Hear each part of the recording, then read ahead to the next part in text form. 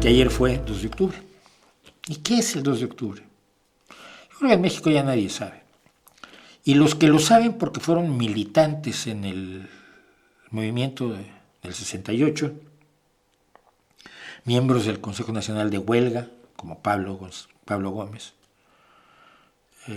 gente de la que creían el Consejo Nacional de Huelga, era además una institución enormemente honrada, los jóvenes que andaban boteando con un bote de una lata generalmente eran de chocolate en polvo, que le abrías una ranura y andabas boteando, o latas, que se abrías una ranura para que la gente apoyara con dinero el movimiento, porque claro, la gente que estaba encerrada en la universidad o en el poli pues necesitaba comer, habría que comprarles comida, y había que tener papel para los mimeógrafos, que era con lo que se imprimían las grandes proclamas de la época, y tinta para los mimeógrafos.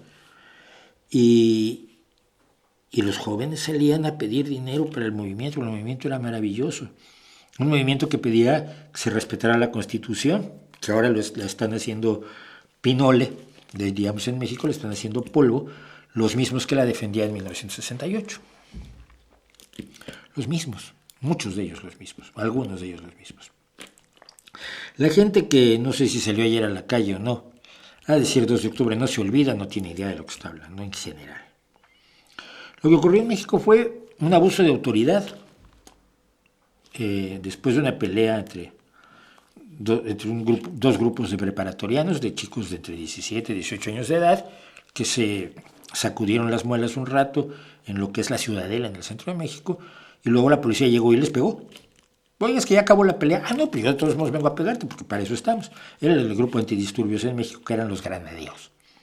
El heroico cuerpo de granaderos se llamaba. Miserables. Entonces, por aquellos a los que les pegaron, pues al día siguiente salieron y dijeron, oiga, ¿por qué nos pegaron? Discúlpese. Y eso no se le podía decir al gobierno mexicano. Bueno, no se le puede decir hasta hoy al gobierno mexicano. Nunca ningún presidente se ha disculpado de nada. Entonces empezaron las movilizaciones y empezaron a pasar cosas que, algunas de ellas extrañas. Los que quisieron meter mano, metieron mano. Algunos que quisieron meter mano no lo consiguieron, entre otros, por supuesto, la embajada rusa, la embajada soviética. Con los años se descubrió que ni la embajada soviética ni el Partido Comunista habían tenido control alguno sobre el movimiento del 68, y esto lo decía la CIA, cuando se desclasificaron papeles, y porque aquí no hay comunistas, aquí hay un montón de gente harta, con un sistema que traicionó a la revolución y que tiene una constitución preciosa que no se cumple. Y entonces pues, la idea era hacer que se cumpliera y se hiciera cumplir la Constitución. Pero el movimiento se desarrolló, fue creciendo, y la reacción del gobierno fue lo más estúpida que podía ser, que fue con fuerza a golpes y a lo bestia. Vamos a sofocar este movimiento. La preparatoria número 1, que creo que todavía está ahí en el centro, la puerta fue derribada con un bazucazo, o con un proyectil de tanque, o con algo que es ilógico para tirar una puerta de una escuela, por más que fuera una puerta colonial de madera. Se ocupó la universidad, el ejército ocupó la Universidad Nacional Autónoma de México, ocupó el Instituto Politécnico Nacional, y la gente seguía en movimiento. Y de ser un asunto estudiantil pasó a ser un asunto estudiantil popular. Pues mucha gente se dio cuenta, primero que nada, que había un abuso de poder y un abuso de fuerza, y por otro lado que también querían que la Constitución se cumpliera. Y llegamos al 2 de octubre, cuando el Consejo Nacional de Huelga, formado por representantes de todas las facultades y de todas las escuelas del Politécnico y de la UNAM, acuerdan suspender las movilizaciones porque el 12 de octubre comenzaban los Juegos Olímpicos de México, y ahí le iba la imagen al entonces presidente, el multiasesino Gustavo Díaz Ordaz. Y el Consejo Nacional de Huelga convoca a un mitin en la Plaza de las Tres Culturas de Tlatelolco, entre otras cosas para informar que se suspenden las movilizaciones, una tregua olímpica hasta después que terminen los Juegos Olímpicos. Y en eso estaban cuando alguien empezó a disparar. Desde un helicóptero del ejército mexicano se dio la orden a través de unas bengalas de que se empezara a disparar. La idea era tomar preso al Consejo Nacional de Huelga, pero se disparó indiscriminadamente contra la gente. A partir de ahí la desinformación se apodera de la situación y según a quien le pregunte usted, hay 200, 800, 1200 o 2000 muertos. Parece que hubo alrededor de 50, que no mejora las cosas en nada. El ejército asesinó a 50 ciudadanos, en su mayoría jóvenes, estudiantes, mujeres, niños incluso, que estaban manifestándose legítimamente y de acuerdo con la Constitución, con los derechos que la Constitución le da a los ciudadanos de ese país, México.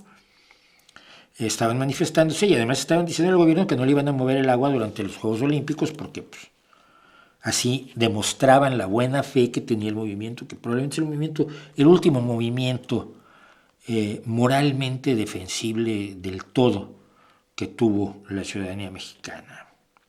Un movimiento en las calles y manifestaciones y demás.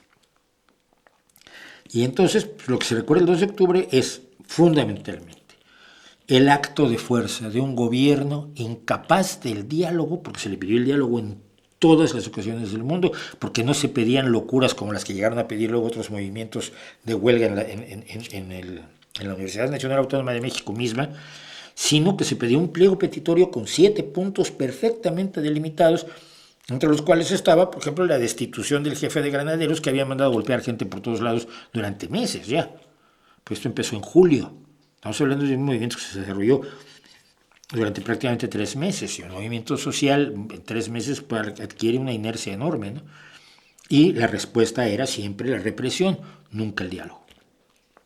Lo que se recuerda es eso, la falta de diálogo de un gobierno que decidió hacer uso de la fuerza en contra de sus ciudadanos, en contra de sus jóvenes, en contra de sus estudiantes, en lugar de reconocer un error, que fue el error que en julio provocó el inicio del movimiento.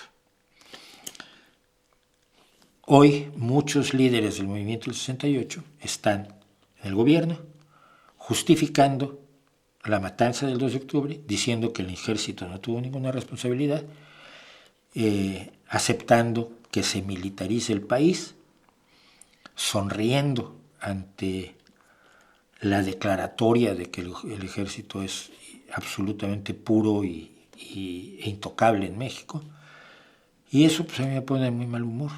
No, yo celebré muchos años en un blog que tenía yo, el 2 de octubre ponía yo 2 de octubre, no se olvida, hasta que hace un par de años, el año pasado, puse hasta aquí. No voy a jamás a señalar que el 2 de octubre no se olvida porque pues a estas alturas ya se olvidó del todo.